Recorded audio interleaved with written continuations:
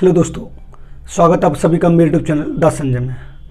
दोस्तों, एक UGC net का जो अभी नोटिफिकेशन आएगा उसके फॉर्म भरे जा रहे हैं। तो यूजीसी नेट में जो सिलेबस है आपका एजुकेशन सब्जेक्ट का, जिसे हम शिक्षा शास्त्र बोलते हैं, उसके सिलेबस के बारे में बात करेंगे। और फिर कल से यूनिट वाइज उसकी एक वीडियो डिटेल जो सब्जेक्ट वाइज जो हम पढ़ेंगे, जो एजुकेशन में जो 10 यूनिट आती हैं, जो यूजीसी नेट का जो सेकंड पेपर होता है, उसके सेकंड पेपर के हम सिलेबस को आज डिस्कस करेंगे। फिर इसके यूनिट वाइज एक एक वीडियो को हम डेली अपडेट करेंगे और डेली पढ़ेंगे, जिससे आपको ये यूजीसी नेट का जो एग्जाम आने वाला है उसमें आपको बहुत मदद मिलेगी। इसकी 10 यूनिट आती है और 10 यूनिट से क्वेश्चन बनते हैं बहुत अच्छे अच्छे। अब ये पूरा मैंने सिलेबस लिख दिया है। अब एक बात यहां पर आती है कि एक यूनिट से क्या क्या आता है। यानी अगर पहली यूनिट, दूसरी यूनिट, यानी दूसरी यूनिट, तीसरी यूनिट, चौथी यूनिट, 5वीं, 6वीं, 7वीं, 8वीं, 9वीं और 10वीं, यानी 10 यूनिट में से किस यूनिट में क्या क्या पूछा जाता है, हमें क्या क्या पढ़ना है। तो आज की वीडियो में तो मैं आपको पूरा सिलेबस डिस्कस करूंगा। फिर उसके बाद कल मैं यूनिट वाइज एक एक वीडियो, यानी एक सीरीज चला रहा हूं मैं, यूजीसी नेट क्लास 1, फिर क्लास 2, क्लास 3, जितनी भी क्लास होंगी, आपको एजुकेशन सब्जेक्ट यानी शिक्षा शास्त्र से संबंधित आपको ये पूरी हेल्पफुल मिलेंगी। अब इसी के आधार पर अगर आप असिस्टेंट प्रोफेसर का एग्जाम देंगे, साइकोलॉजी जो भी होगा साइकोलॉजी का देंगे, या फिर पीजीटी एजुकेशन से देंगे, वो सब आपको इस वाली वीडियो में पूर्ण रूप से आपको समझ में आएगा। और जो नया सिलेबस हुआ है, जो नया यूजीसी एनटीए ने जो नया सिलेबस रखा है 18-19 के बाद, उसको हम डिस्कस करेंगे। देखो समझते हैं। सबसे पहले हम पहली यूनिट की बात करें तो पहली यूनिट का नाम है शैक्षणिक अध्ययन। अब इस यूनिट के अंतर्गत हमें क्या पढ़ना है? एक तो भारतीय दार्शनिक पढ़ने, एक पाश्चात्य दार्शनिक पढ़ने, एक समाजशास्त्रीय आधार पढ़ने और एक सामाजिक विचारक पढ़ने। अब यहां पर देखना सबसे ज्यादा वेरी वेरी इंपोर्टेंट और सबसे ज्यादा जो हमारी बड़ी यूनिट है वो पहली वाली यूनिट है। और जितने भी सबसे ज्यादा जो क्वेश्चन पुटअप होते हैं वो हमारी पहली वाली यूनिट से पुटअप होते हैं, क्योंकि जितने भी जो 100 क्वेश्चन आते हैं सब्जेक्ट के, यानी 2 पेपर होते हैं, एक जनरल पेपर और एक सेकंड जो सब्जेक्टिव पेपर होता है। तो सबसे ज्यादा जो एजुकेशन के क्वेश्चन पुटअप होते हैं वो पहली वाली यूनिट से होते हैं। अब देखो पहली वाली यूनिट में देखो हमें क्या क्या पढ़ना है। भारतीय दार्शनिक, भारतीय दार्शनिक हमें क्या क्या पढ़ना? सांख्य दर्शन, योग दर्शन, न्याय दर्शन, वेदांत दर्शन, बौद्ध दर्शन, जैन दर्शन और रहेगा। अभी एक जैन दर्शन मैं इधर लिख दे रहा हूं,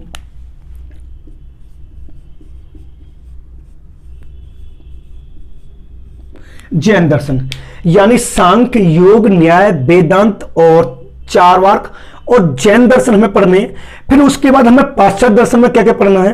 तो पाश्चात्य दर्शन से बहुत क्वेश्चन पुटअप होता है। पहला आदर्शवाद, प्रकृतिवाद, यथार्थवाद, प्रयोजनवाद, अस्तित्ववाद, मार्क्सवाद। अब एक बात ध्यान रखना, जो मैंने पहले 2 पार्ट पढ़ाए आपको, पहले 2 यूनिट का पहले 2 सब टॉपिक पढ़ाए, इन 2 सब टॉपिक से ही कम से कम 10 से 12 क्वेश्चन पुटअप होते हैं। यानी आदर्शवाद, प्रकृतिवाद, यथार्थवाद, प्रयोजनवाद, अस्तित्व, मार्क्सवाद, इनसे कंपल्सरी 3 से 4 क्वेश्चन पुटअप होंगे और 3 से 4 क्वेश्चन पुटअप यहां से होंगे। यानी 8 से 10 क्वेश्चन पुटअप होने के हमारे पूरे पूरे चांस रहते हैं भारतीय दर्शन और सांख्य दर्शन और पाश्चात्य दर्शन में। भारतीय दर्शन में क्या क्या पढ़ना है? सांख्य दर्शन, योग दर्शन, न्याय, वेदांत और वैसे चारवाक और जैन दर्शन। ठीक है।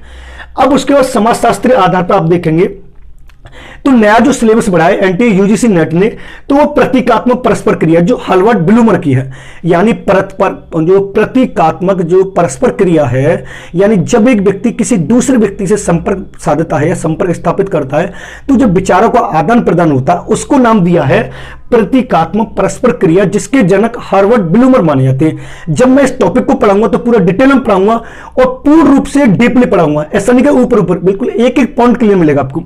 उसके बाद संरचनावाद पढ़ना। संरचनावाद के जनक को ना विलियम वुंट पढ़ने कि किसी कार्य को करते समय में कौन सी रूपरेखा बनानी चाहिए, वो प्रकारवाद। किसी कार्य को प्रैक्टिकल करते हैं वो प्रकारवाद कहलाता है। अब दूसरा आता है समाज। समाज किसे कहते हैं? समुदाय किसे कहते हैं? समाज के कितने प्रकार हैं? समाज के 2 प्रकार होते हैं, मृत समाज और जीवित समाज। फिर उसके बाद स्तरीकरण कौन सा होता है? देखो एक बात ध्यान रखना कि समाज, समुदाय, स्तरीकरण और सामाजिक गतिशीलता से कंपल्सरी क्वेश्चन आते हैं। अब ये पूछे कि समाज कितने प्रकार का होता है दोस्तों, तो समाज 2 प्रकार का होता है, मृत समाज और जीवित समाज। मृत समाज कौन सा होता है? ऐसा समाज जो प्राचीन परंपरा रूढ़िगत धाराओं से ग्रसित होता है वो मृत समाज कहलाता है। जीवित समाज कौन सा होता है? जो प्राचीन परंपराओं को छोड़कर जो वर्तमान में जो परंपरा चल रही है उनको परिस्थिति के अनुसार चेंज होता रहना, वो जीवित समाज कहलाता है। अब सामाजिक स्तरीकरण कौन सा कहलाता है? बंद स्तरीकरण, मुक्त स्तरीकरण। सामाजिक गतिशीलता कौन कौन सी? क्षैतिज गतिशीलता और ऊर्ध्व गतिशीलता। यानी ये सारी हम आपको पूरी वीडियो में पढ़ेंगे। परिवर्तन पढ़ेंगे, संस्कृति पढ़ेंगे और धर्म पढ़ेंगे। सामाजिक परिवर्तन से कंपलसरी क्वेश्चन बनता है, सामाजिक परिवर्तन के सिद्धांत कितने, प्रकार कितने, प्रभावित करने वाले कारक कौन कौन से, कौन कौन सा बाधक कारक आते हैं। फिर उसके बाद सामाजिक विचारक, यानी समाज को प्रभावित करने वाले, समाज में रहने वाले और समाज एक व्यक्ति का सामाजिक विकास करने वाले कौन कौन से हैं। तो देखो टैगोर, विवेकानंद, महात्मा गांधी और अरविंद, ये तो पहले थे ही थे। अब जो नए सिलेबस में जो आपके बढ़ाए गए दोस्तों, वो बढ़ाए गए हैं जे कृष्णमूर्ति, पाउलो फ्रेरे, सावित्रीबाई फुले और नेल नोर्डिक्स। यानी आपको इतना ध्यान रखना दोस्तों, इनसे कंपलसरी क्वेश्चन बनना, नेल नोर्डिक्स से, सावित्रीबाई फुले से, पाउलो फ्रेरे से और जे कृष्णमूर्ति से। क्योंकि जे कृष्णमूर्ति को एनी बेसेंट ने विश्वगुरु नाम दिया गया और इन्होंने एक नए स्कूल की स्थापना की थी, ऋषि वैली, जो कई बार पूछा गया यूजीसी एनटीए नेट में।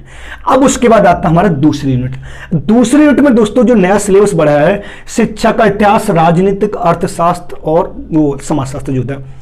अब इसमें सबसे ज्यादा जो दोस्तों हमें आयोग पढ़ने हैं और आयोग से दोस्तों कंपलसरी 6 से 7 क्वेश्चन मिलेंगे। आयोग में 2 प्रकार के पढ़ने, एक स्वतंत्रता से पूर्व को पढ़ना है और एक स्वतंत्रता के बाद का पढ़ना है। यानी जब हम आयोग पढ़ेंगे तो 2 प्रकार के पढ़ेंगे, स्वतंत्रता से पूर्व, स्वतंत्रता के बाद। एक तो बात ये होगी दूसरी नोट में।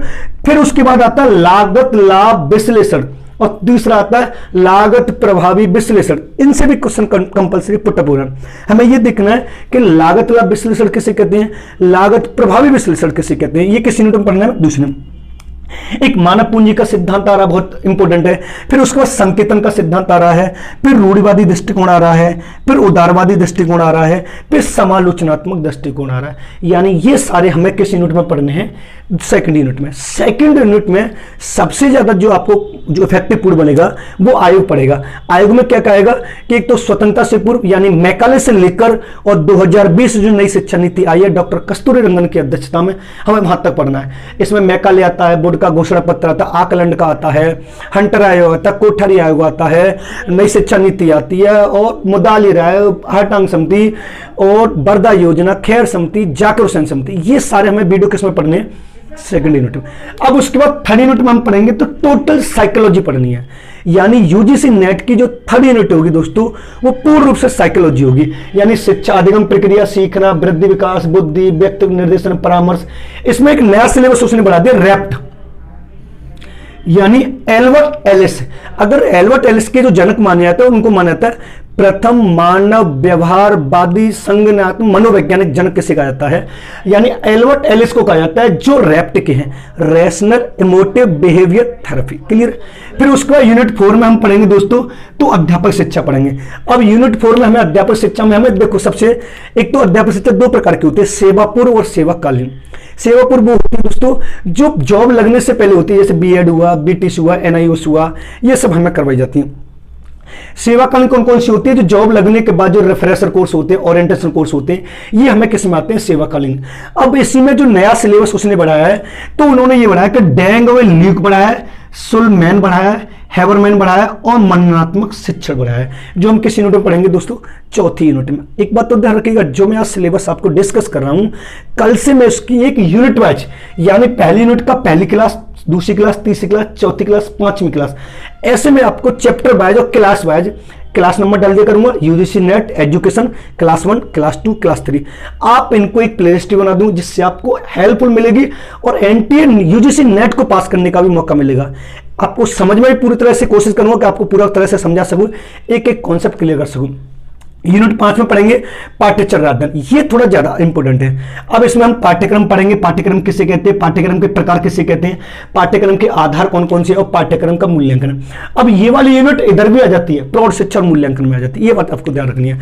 अब इसमें एक नया चीज और बढ़ी है दोस्तों, CIPP, context input process product, यानी और कारक पढ़ना, स्क्रीवेन का मॉडल पढ़ना, हस्तक्षेप मॉडल पढ़ना और सक्षमता आधारित मॉडल पढ़ना है।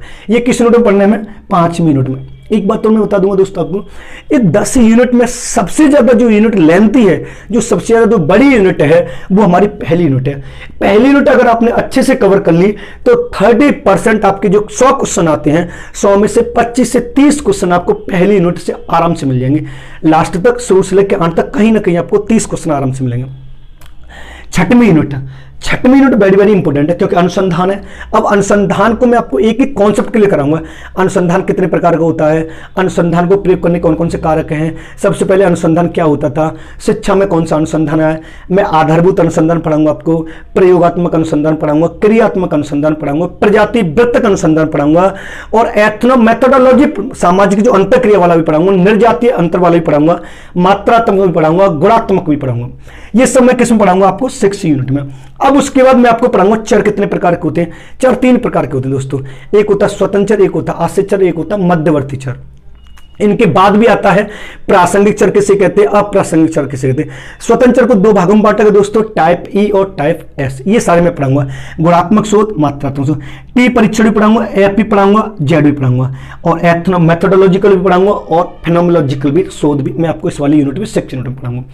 अब 7वीं यूनिट है उसमें प्रौढ़ शिक्षा और मूल्यांकन। देखो अब यहां पर जो मैं आपको मूल्यांकन बता रहा हूं, ये चारों मूल्यांकन दोस्तों कंपलसरी आते हैं। निर्माणात्मक या संरचनात्मक मूल्यांकन किसे 100% आने आना है। संकलनात्मक मूल्यांकन किसे कहते हैं, निदानात्मक मूल्यांकन किसे कहते हैं, उपचारात्मक मूल्यांकन किसे कहते हैं। यहां पर एक और भी आता है जो हम पढ़ाएंगे आपको कि सीखने का आकलन किसे कहते हैं, सीखने के लिए आकलन किसे कहते हैं, विद्यालय आधारित मूल्यांकन किसे कहते हैं, सतत और व्यापक मूल्यांकन किसे कहते हैं। ये सारे के सारे मैं इस 7 वाली यूनिट में पढ़ाऊंगा। अब जो 8वीं यूनिट है वो ऑल ओवर दोस्तों शैक्षिक तकनीकी है। शैक्षिक तकनीकी में आपको क्या पढ़ाऊंगा कि तो शैक्षिक तकनीक का अर्थ बताऊंगा, hardware approach, software, system analysis और मैं आपको इसमें जनसंचार पढ़ाऊंगा, जनसंचार के माध्यम पढ़ाऊंगा, रेडियो, टीवी और इनसेट, एजुसेट, साइट, ये सब पढ़ाऊंगा। उसके बाद संप्रेषण पढ़ाऊंगा, संप्रेषण के प्रकार पढ़ाऊंगा जो हर बार आता है कि इंट्रापर्सनल संप्रेषण कौन सा होता है, अंतर्व्यक्त और इंटरपर्सनल संप्रेषण कौन सा होता है। एक नया संप्रेषण भी आएगा, काइनेसिक्स, प्रोसेमिक्स, गुस्ट्रिक और ओल्फेस्ट्रिक और मेटा संप्रेषण, ऑब्जेक्टिव संप्रेषण, चरणोमिक संप्रेषण, ये सारे मैं इस वाले में पढ़ाऊंगा। अब बात आती है यूनिट 9 की। यूनिट 9 जो पूर्ण रूप से है वो शैक्षिक प्रशासन और प्रबंधन है, जिसमें आपको नेतृत्व पढ़ना है, प्रशासन पढ़ना है, प्रबंधन पढ़ना है, सीपीएम पढ़ना है, सर्टिफाइड पब्लिक मैनेजमेंट पढ़ना है, पार्ट पढ़ना है, प्रोग्राम इवैल्यूएशन रिव्यू टेक्निक पढ़नी है, स्वेट पढ़ना है और पोस्ट कोर पढ़ना है। यहां से ये जो मैंने आपको बाद में जो चारों लिखे हैं दोस्तों, ये वाले ये तो आते ही आते हैं, ये तो 100% आने ही आने हैं क्योंकि यहां से क्वेश्चन कंपलसरी बनने के पूरे चांस रहते हैं और हर बार आता है सीपीएम, पीईआरटी, स्वेट और पोस्ट कोर। उसके बाद मैं आपको पढ़ाऊंगा कि अभिवृत्ति किसे कहते हैं, अभिवृत्ति अभिक्षमता किसे कहते हैं, जो आता ही आता है। यूनिट 10 में मैं आपको समावेश शिक्षा पढ़ाऊंगा, आरसीआई जो दिव्यांग बालकों के लिए प्रयोग की जाती है। अगर आपसे पूछे आरसीआई की स्थापना कब हुई तो 1992 में हुई। सैकालिक अधिगम किसे कहते हैं, संयुक्त अधिगम किसे कहते हैं, विकलांग बालक किसे कहते हैं, विकलांग बालकों की संस्थाएं जैसे राष्ट्रीय दृष्टिहीन विकलांग संस्थान कहां पर है दोस्तों, तो देहरादून में। राष्ट्रीय बाक विकलांग संस्थान कहां पर है दोस्तों, तो मुंबई में है। राष्ट्रीय मूक बधिर संस्थान कहां पर है दोस्तों, तो मुंबई में है। राष्ट्रीय बहुल विकलांग संस्थान कहां पर है, वो चेन्नई में। राष्ट्रीय पुनर्वास परिषद प्रशिक्षण अधिनियम कहां पर है, कटक में। राष्ट्रीय मानसिक विकलांग संस्थान कहां पर है आपको दोस्तों, सिकंदराबाद में। ये जो सारे संस्थान है वो कौन सी यूनिट में पढ़ाऊंगा मैं, 10 यूनिट में। ये है दोस्तों यूजीसी नेट एनटीए द्वारा आयोजित की जा रही जो परीक्षा, जो भी उसके फॉर्म चलने आप लोग भर सकते हैं, उसका सिलेबस जो एजुकेशन सब्जेक्ट का, जो मैं इसका पढ़ा रहा हूं एजुकेशन सब्जेक्ट का। अब इसमें से आपने देखा होगा फर्स्ट पेपर में एक चीज आता है, फर्स्ट पेपर में जो 6 यूनिट होती है ना, ये वाली जो अनुसंधान वाली ये भी आती है। एक संप्रेषण वाली जो यूनिट होती है वो भी आती है। संप्रेषण वाली यूनिट मैंने लिखी होगी जो मैं आपको बता दे रहा हूं, संप्रेषण। और ये वाला ये शैक्षिक तकनीकी यूनिट वाली ये फर्स्ट पेपर में भी आती है, यानी पहले फर्स्ट पेपर में शैक्षिक तकनीकी और अनुसंधान वाली यूनिट आती है। आप इसको नोट कर लें। अगर आप हमारे चैनल पर नए हैं तो हमारे चैनल को सब्सक्राइब करें और बेल आइकन ऑल को प्रेस करें, जिससे आने वाले वीडियो का नोटिफिकेशन आपको दोस्तों मिलता रहे। धन्यवाद दोस्तों, आप इसको नोट कर सकते हैं पूर्ण रूप से।